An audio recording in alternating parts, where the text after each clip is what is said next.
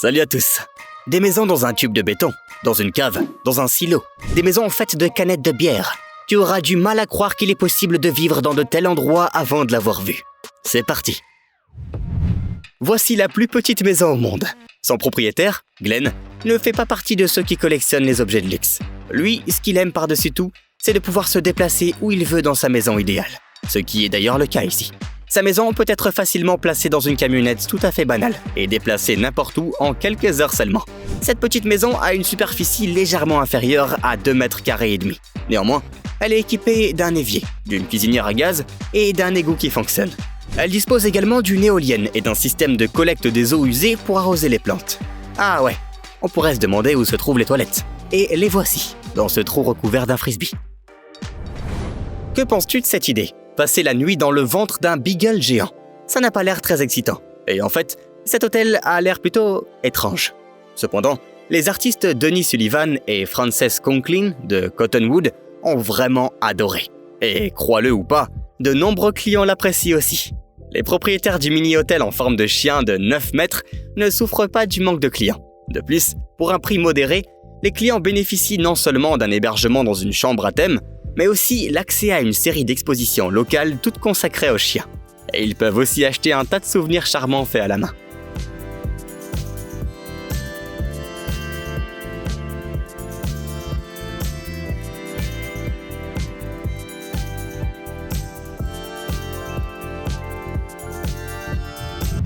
Un autre gars qui remet en question les stéréotypes, comme celui selon lequel seuls des sans-abri sont aptes à vivre sous les ponts. Regarde ce qu'il a inventé. C'est une sorte de boîte habitable que l'on peut manuellement tirer d'une poutre à l'autre sous un pont. De l'autre côté, il se trouve une chaise et une table suspendues dans les airs, s'emboîtant comme des pièces de puzzle et formant un véritable espace de vie.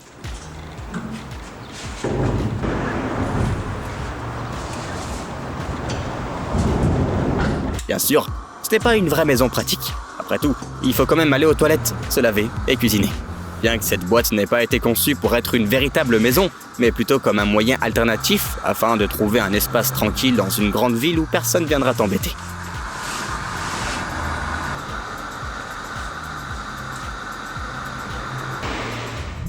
Pour certains, le terme d'homme des cavernes peut être une insulte, mais le Britannique Angelo Mastropietro ne s'en offusquera pas. Il a investi 230 000 $ dans une maison qu'il a construite de ses propres mains dans une vraie grotte. Et non, elle ne ressemble pas du tout à l'antre de l'homme de Néandertal. C'est une maison moderne avec un intérieur plutôt cool, du chauffage, de l'électricité et un accès Internet sans fil.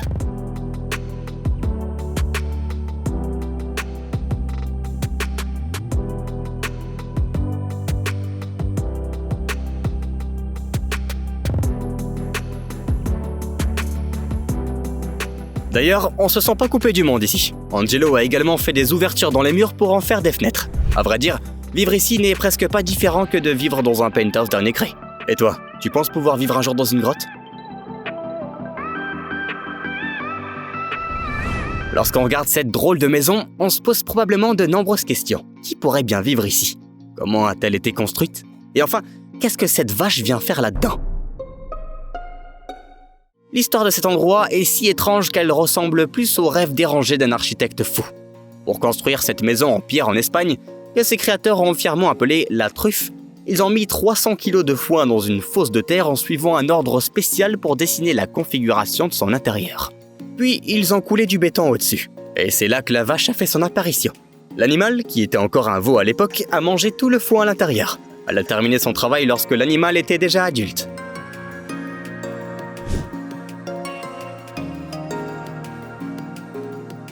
Après cela, la truffe durcie a été retournée à l'envers pour que de beaux motifs en terre restent sur le plafond. Et ainsi, on a obtenu une maison très particulière mais confortable, avec une vue imprenable. Alors que vivre dans une grotte ou un bloc de pierre peut être encore une solution envisageable, s'installer dans une benne à ordures, ça ne semble pas être très attirant. Il semblerait qu'on puisse créer un semblant de confort et d'intimité même dans un conteneur aussi lugubre. Bien sûr, la surface est assez petite. À peine plus de 3 mètres carrés. Mais ici, on y trouve tout ce dont on a besoin. Un lit, des rangements, une douche, un réfrigérateur, une cuvette et même une machine à laver. D'ailleurs, c'est la maison d'une personne très respectable qui est un professeur d'université. Passer la nuit dans une grange ne semble pas être la meilleure idée qui soit.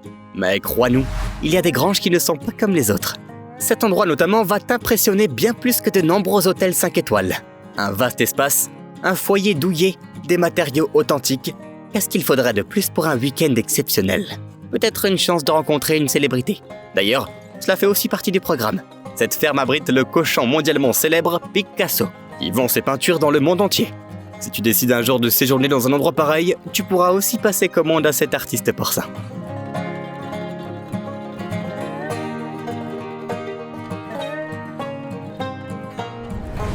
Certaines personnes sursauteraient en entendant le mot tente, tandis que d'autres trouvent la vie en camping plutôt romantique.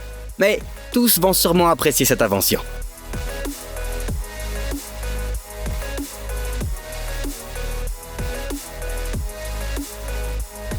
Il s'agit d'une tente nouvelle génération qui a une durée de vie de 10 ans et qui peut résister à un ouragan de catégorie 4.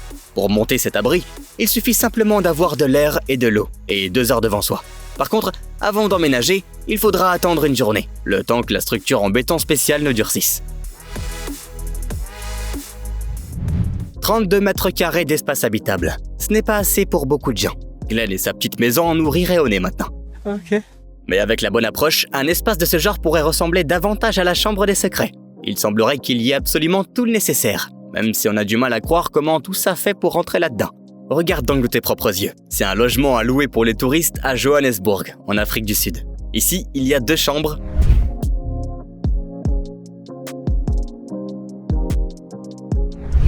une cuisine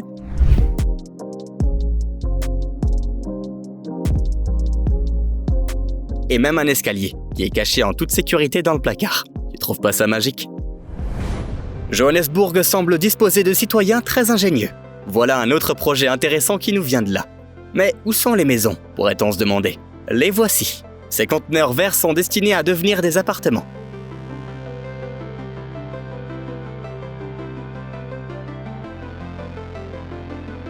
Voici ce à quoi ressembleront les maisons conteneurs quelques mois plus tard. Plutôt moderne, même si cela ne plaira pas à tout le monde. Mais tu n'as pas encore vu l'intérieur. C'est un peu comme un loft branché dans le centre de New York, non? C'est vraiment cool, et ça ressemble pas du tout à un logement bon marché, alors que le prix de la vie ici est très abordable. Comme quoi, il ne faut jamais juger une maison à sa façade. Laisse-nous deviner. C'est comme ça que t'imagines une cabane dans un arbre, en vrai? Eh bien, prépare-toi à être surpris, parce que ça aussi, ce sont des cabanes. Cet endroit étonnant est situé dans le parc national Kruger en Afrique du Sud. En plus du jacuzzi et du lit géant comme ceux dans les films sur les rois et les reines, il offre également une vue imprenable. En prenant ton petit déjeuner sur la terrasse, tu pourras également voir un troupeau de zèbres ou même des girafes.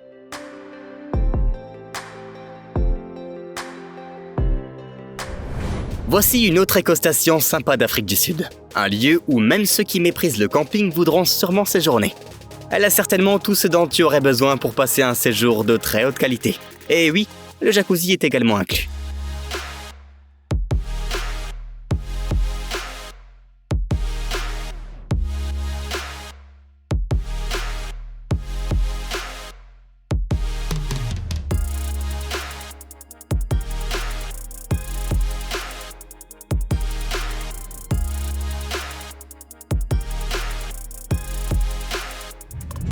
As-tu déjà vu ce genre de choses dans les banlieues?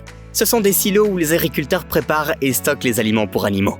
Crois-le ou non, même cet espace peut être transformé en maison. Jette donc un coup d'œil à cet hôtel chic en Afrique du Sud. Ici, comme tu peux le voir, tu as tout ce dont tu as besoin pour passer un séjour tranquille. Une cuisine, une terrasse, une salle de bain, un grand lit et même une petite piscine. Il y a certaines règles. Il faut cuisiner dehors et ne pas fumer à l'intérieur, car le silo émet une grande quantité de méthane.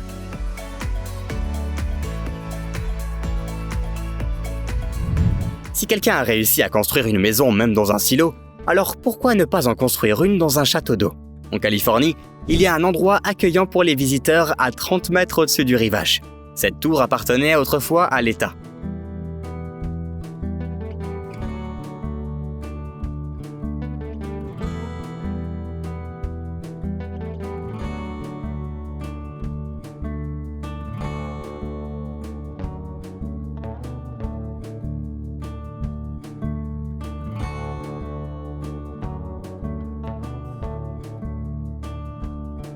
Au 19e siècle, elle alimentait les locomotives à vapeur en eau.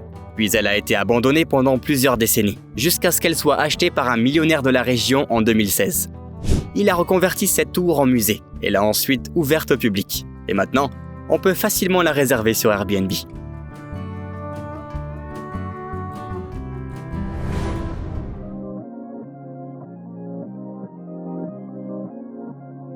Dis-nous honnêtement, aimerais-tu vivre dans un fourgon pareil? Il a l'air abandonné et déprimant. Encore pire que le van d'Eddie dans la 4e saison de Stranger Things. Mais tout ce que tu as à faire, c'est d'ouvrir la porte.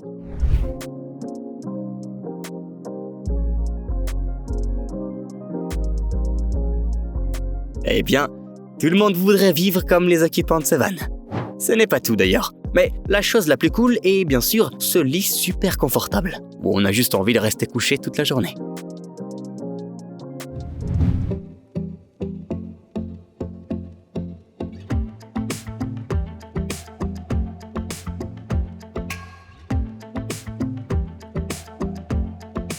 Il se trouve que si on est habile de ses mains, on peut même transformer un conduit en béton en une maison super branchée. Un couple inspiré par les projets de maisons populaires japonaises en a fait la preuve.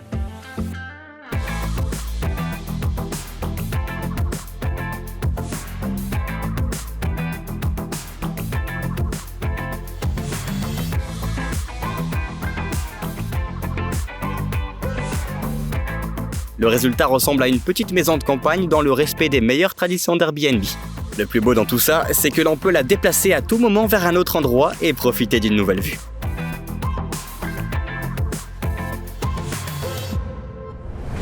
Quand on voit cette maison, on pourrait croire qu'elle appartient à une vedette de cinéma. Elle brille de mille feux.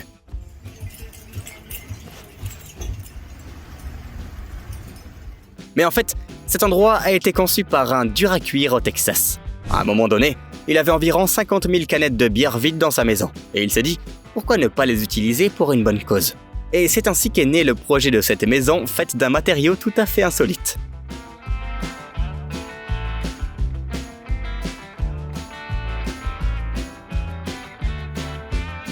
Il a fallu environ 2 décennies pour construire cette maison. Le propriétaire l'a conçue pour qu'il puisse boire sa boisson préférée et ne pas perdre de temps avec des corvées qu'il jugeait inutiles. Ainsi, il n'avait plus à tondre la pelouse. Il a tout simplement disparu après qu'il ait fait un chemin en béton. Il n'a pas eu à payer de supplément pour l'électricité car l'aluminium reflétait la lumière du soleil sur toute la surface de l'habitation. Le propriétaire ne vit plus ici. Mais les touristes sont heureux de louer une maison faite de canettes de bière pour le week-end. Réapprovisionnons ainsi les stocks de canettes au passage. Nombreux sont ceux qui transportent toujours des objets pour toutes les occasions dans une pochette. Et ce gars-là a décidé de pousser le vice un peu plus loin en transportant sa propre maison. Liu Lingxiao, surnommé l'homme escargot en Chine, a fait sa maison portable pour qu'elle puisse être déplacée à différents endroits. Cela l'aide dans son travail. Chaque semaine, il quitte son petit village pour une grande ville. Il marche pendant 3 jours, ramasse les ordures en chemin, puis les vend pour les recycler. Cette maison ne pèse pas aussi lourd qu'elle n'y paraît, à peine 60 kilos, parce qu'elle est faite principalement de bambou et de polyéthylène. À l'intérieur, on y trouve de la vaisselle, du linge de maison et même une sorte de cuisine. Même si on dirait vraiment une œuvre d'art moderne vue de l'extérieur.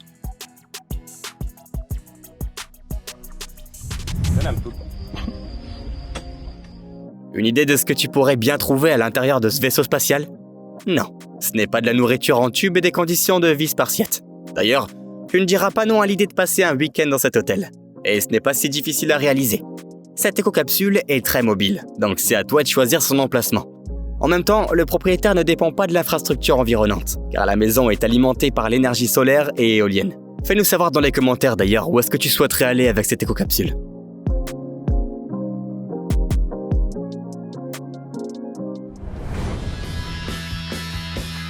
Ne t'inquiète pas, la méchante marâtre de Blanche-Neige ne vit pas dans cette maison. Bien qu'elle semble venir tout droit d'un film d'animation de Disney. Eh bien, jetons un coup d'œil à l'intérieur.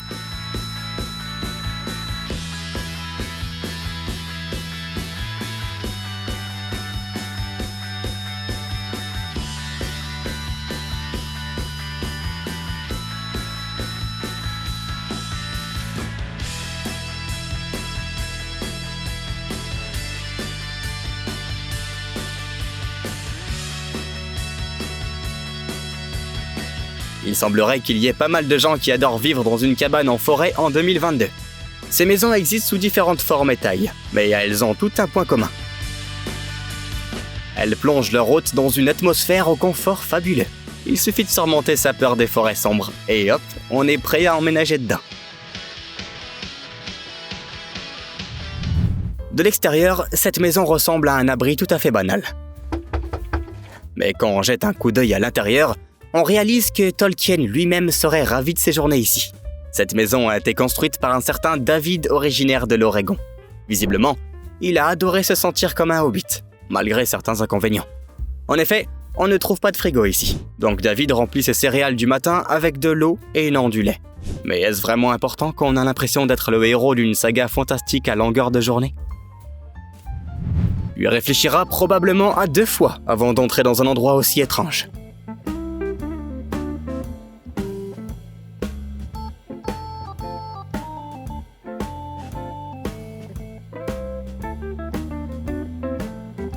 Mais les vedettes, les mannequins et les hommes d'affaires du monde entier ne redoutent pas cet endroit. Au contraire, ils y viennent sans cesse. Ce lieu insolite de la ville mexicaine de Tulum est l'hôtel Azulik et sa galerie voisine. Le concept de cet endroit est basé sur l'unité de la nature et de l'architecture moderne. Et ceux qui ont la chance de le voir disent qu'à l'intérieur, on a l'impression d'être dans l'estomac d'une baleine géante. Bon, c'est vrai que cet endroit ne risque pas de plaire à tout le monde, mais il a tout de même l'air très original. Prépare-toi à ce que tu vas voir. Voici un border collie, Sylar, et elle vit dans son propre manoir, qui vaut un demi-million de dollars. Tout ça parce que son propriétaire l'adore et qu'il est très riche. Mais il n'a pas toujours été riche. Il a grandi dans une famille très pauvre qu'il a négligée. Lorsqu'il est devenu adulte, il n'avait pas un sou en poche. Il n'avait pas de proches et souffrait d'une addiction. Puis il a adopté Sylar et s'est intéressé à l'élevage et au dressage des chiens. Toi ? Yo. Au fil du temps, il est devenu si doué qu'il a commencé à transmettre ses connaissances à d'autres personnes. Très vite, son blog a compté 1 million de fans et le jeune homme a ouvert une animalerie. Puis il a enfin pu réaliser son plus grand rêve, offrir à Sylar une enfance heureuse et aisée, celle qu'il n'a jamais eue. Aujourd'hui, ce chien vit dans son propre manoir et reçoit souvent des invités. La maison est ouverte à d'autres animaux de compagnie ainsi qu'à leurs propriétaires dévoués.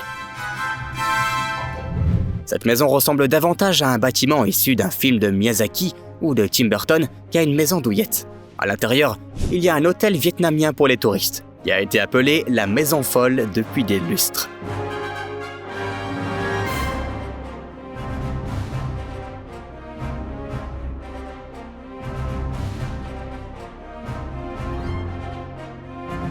Les architectes de ce bâtiment inhabituel se sont inspirés des œuvres du célèbre espagnol Antonio Gaudí.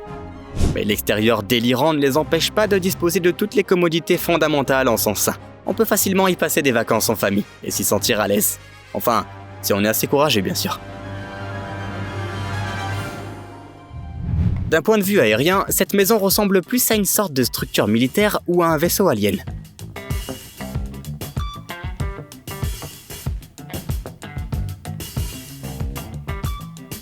Ce n'est pas étonnant. Après tout, cette maison est entièrement faite d'acier. Il a fallu 30 ans à un artiste et sculpteur américain, Robert Bruno, pour la terminer. Il a choisi un endroit pittoresque sur la crête du canyon Ronsom au Texas. Et en 1974, il a commencé à construire la maison de ses rêves, bien qu'il n'y ait pas vécu longtemps. Mais aujourd'hui, tout le monde peut séjourner dans cette maison inhabituelle faite de 110 tonnes d'acier. Il y a suffisamment d'espace à l'intérieur. Sa superficie est d'environ 250 mètres carrés. On ne dirait pas vraiment une maison, même si la maison de Bilbo Baggins a probablement été construite ainsi. En fait, il s'agit d'une cave, mais certainement pas comme l'imaginent nos grands-parents. Une start-up des Pays-Bas a décidé de réintroduire ce genre d'espace de stockage dans la vie courante, mais d'une façon un peu plus moderne. Un peu comme une maison capsule enterrée sous terre. Il est même possible de conserver sa nourriture fraîche le plus longtemps possible grâce à un microclimat parfait.